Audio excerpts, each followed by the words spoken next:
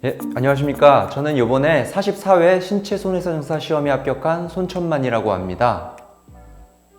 제가 약 13년 동안 법무법인에서 근무를 했었는데요. 그냥 보다 이제 전문성 있는 직업을 또 찾고 싶었고, 또 자연스럽게 보험 소송을 접하게 되면서 그 손해사정사만큼 또 전문성 있는 직업이 없다라고 판단해서 과감하게 업무와 공부를 함께 도전하게 됐습니다. 저는 직장 생활과 수험 생활을 계속하여 병행하였기 때문에 총 4년 동안 공부를 하였고 4년 차 때 결국 2차 시험에 합격할 수 있었습니다. 기본 강의 시간은 그 인터넷으로 강의를 들으면서 최대한 이해를 위주로 인풋을 하는데 집중을 했고요. 문제풀이 시간도 마찬가지로 인터넷 강의를 저희가 준비하면서 답안지를 최대한 정형화시키는 작업을 하는데 중점을 두었습니다. 모의고사는 현장 강의에 참여하여 최대한 많은 지식을 현출해내는 데 중점을 두고 정해진 시간 안에 모든 문제를 풀어내는 데 중점을 두었습니다. 1차 과목은 아무래도 객관식 시험이고 또 상대평가가 아닌 절대평가이기 때문에 최대한 눈으로 많이 보는 연습을 했고요. 문제풀이는 시험 전 약 3주를 두고 기존 기출문제 5년치를 최대한 많이 풀어보고 시험장에 갔던 기억이 납니다. 저는 수험 기간 내내 직장 생활과 병행했기 때문에 절대적인 공부 시간이 부족했습니다. 그래서 과감하게 기본서의 상해 부분만 저희가 편철을 해서 따로 보고 나머지 이제는 질병 같은 경우는 시중에 나와 있는 요약집만 공부를 해서 시간을 단축을 했는데요.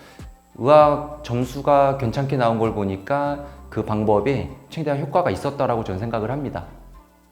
제가 다년간 수험 생활을 하면서 얻은 팁이라면 재산보험 같은 경우에 표준약관하고 후유장애 그리고 실손보험 파트만 열심히 공부해도 꽈락은 면할 수 있겠다라는 판단이 들었고요. 그래서 저는 방대한 특별약관을 보기보다는 후유장애나 실손 그리고 표준약관을 암기하는 데 중점을 뒀습니다. 물론 다른 특별약관들도 다 같이 보면 좋겠지만 저처럼 절대적인 공부 시간이 부족한 직장인들 같은 경우는 제가 앞서 말씀드린 3가지 파트부터 열심히 하시고 그 외에 남는 시간이 있으면 특별약관을 공부하시는 게 합격의 지름길이라고 생각을 합니다. 저는 직업 특성상 법리를 이해하는 데는 별로 어려움이 없었는데 오히려 다양한 특별약관에 그런 특수한 조항들을 암기하는 게 가장 어려웠습니다. 그래서 사례 문제보다는 약수를 암기하는 데 중점을 두었고 5월부터는 약술의 양을 최대한 줄여가면서 방대한 시험 범위를 최대한 줄여나가는 데 중점을 두었습니다. 특히 약술 문제 같은 경우 배민영 원장님의 120제 사례 문제집에서 모두 출제가 된다는 확신이 있었기 때문에 120제의 목차 부분만 복사를 해서 저만의 답안을 작성하고 그것만 암기를 하고 시험장에 들어갔습니다. 책임 문제 및 자동차 보험은 그 정해진 시간 안에 답안을 모두 작성하는 것이 가장 중요했기 때문에 모의고사 현장 강의를 선택했고요. 배민영 원장님의 모의고사 문제는 난이도가 상당하기 때문에 처음에는 시험 문제를 다 풀지도 못하고 점수도 40점을 간신히 넘기는 정도에 머물렀습니다. 그래도 포기하지 않고 모의고사 5회차를 모두 수강을 했고요. 배민영 원장님의 모의고사 문제는 워낙 수준 높은 걸로 정평이 나 있었기 때문에 상심하지 않고 그날 틀린 문제를 최소한 3번 이상 반복 학습하면서 자신감을 키웠습니다. 그래서 결국 시험장에 가보니 배민영 원장님의 학습 방법대로 훈련한 결과 실제 문제를 쉽게 풀어내고 여유 있게 시간을 분배하는데 많은 도움이 됐던 것 같습니다. 그래서 결국 책임근제는 65점대의 안정적인 점수로 합격을 할 수 있었습니다. 배민영 원장님 모의고사 문제에는 그 한 문제에 시험에 나올 수 있는 여러 유형이 다 함축되어 있기 때문에 상당한 난이도가 있다라고 느껴졌었는데요. 근데 오히려 실제 모의고사에서 그렇게 많은 연습을 하고 시험장에 가니까 실제 시험은 오히려 쉽고 여유 있게 문제를 풀 수 있어서 합격하는 데 상당한 도움이 됐습니다. 특히 자동차 보험에서는 그 배민영 원장님의 사례 분석 테이블을 활용하면 면문책 문제에서 빠뜨리는 거 없이 꼼꼼한 검토가 가능했기 때문에 사례 문제에 있어서 어려움을 느끼지 않았습니다. 특히나 저는 책임 문제에서도 이 사례 분석 테이블을 활용한 결과 두 과목 모두 안정적인 점수가 나왔던 것 같습니다. 네 과목 중에 한 과목이라도 과락이 나오면 불합격을 하기 때문에 저는 최대한 네 과목을 골고루 공부할 수 있도록 시간을 분배했고요.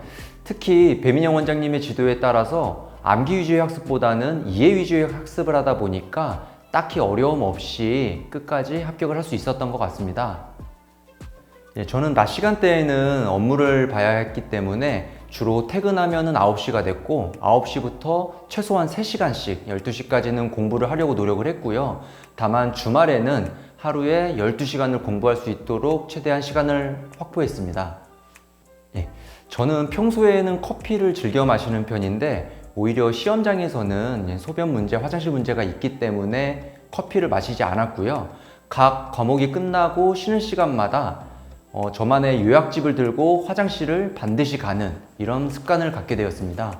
그래서 실제 시험에 최대한 집중할 수 있도록 노력을 했고요. 특히나 점심시간에 간단한 샌드위치 정도를 준비를 해가서 다음 시간 공부를 하면서 함께 식사를 했습니다. 저는 공부 시간이 워낙 없었기 때문에 딱히 슬럼프를 겪을 시간도 없었는데요. 그냥 쉬는 시간마다 같이 공부하는 형님하고 통화를 하면서 그때도 서로 예상 질문과 답변을 하면서 학습하는 시간을 가졌던 것 같습니다. 그 배민영 원장님의 기본서는 이론이 탄탄한 걸로 종평이 이미 나 있었기 때문에 이론이 부족하면 실제 답안지를 작성할 수 없다라는 생각으로 배민영 원장님의 기본서가 시중에 나와 있는 기본서 중에서 이론이 가장 탄탄하다고 제가 판단을 했기 때문에 서스럼 없이 한국금융보험학원을 선택하게 되었습니다. 직장인분들은 공부 시간이 상당히 부족하기 때문에 저처럼 나름 전략을 짜고 중요한 부분만 학습하시는 것을 추천을 드리고요. 특히나 사례 문제 같은 경우는 배민영 원장님의 사례 분석 테이블과 약술의 120제 문제집을 활용하시면 학습하시는데 상당한 효과를 누릴 수 있을 거라고 생각합니다.